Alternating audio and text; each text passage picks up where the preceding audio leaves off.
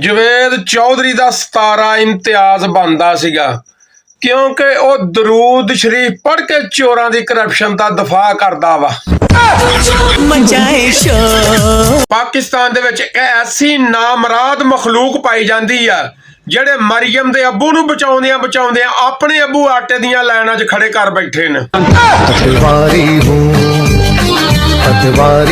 ਅੱਲਾ ਵਾਲਿਓ, ਮਾਹਿਰ ਰਮਜ਼ਾਨ ਦਾ ਮਹੀਨਾ ਆ ਗਿਆ ਵਾ। ਕਿਸੇ ਨੂੰ ਗਾਲ ਨਹੀਂ ਕੱਢਣੀ।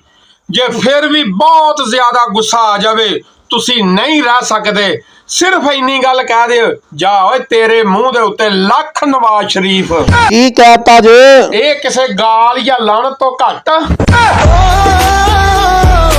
ਸ਼ਾਹਰੁਖ ਤੇ ਸੁਲੇਮਾਨ ਖਾਨ ਦੀਆਂ ਮਿਸਾਲਾਂ ਦੇਣ ਵਾਲਾ ਮੌਲਵੀ ਮਹਿੰਗਾਈ ਦੇ ਉੱਤੇ ਇੰਜ ਗੂੰਗਾ ਹੋਇਆ ਜਿੱਦਾਂ ਕੋਲਾ ਫਿਲਮ ਦੇ ਵਿੱਚ ਸ਼ਾਹਰੁਖ ਗੂੰਗਾ ਹੋਇਆ ਸੀਗਾ। ਪਾਕਿਸਤਾਨੀਓ, ਤੁਸੀਂ ਕੱਲ ਰਾਤ ਦਾ ਸ਼ੋਰ ਮਚਾਇਆ ਵਾ। ਅਦਾਲਤਾਂ ਇਲੈਕਸ਼ਨ। ਓਏ ਝੱਲਿਓ, ਅਦਾਲਤਾਂ ਖੋਲਣੀਆਂ ਕੱਲ ਰਾਤੀ ਇੰਨੀਆਂ ਜ਼ਰੂਰੀ ਨਹੀਂ ਸੀ ਜਿੰਨੀਆਂ ਦਹੀਂ ਵਾਲੀਆਂ ਦੁਕਾਨਾਂ ਖੋਲਣੀਆਂ ਜ਼ਰੂਰੀ ਸੀ।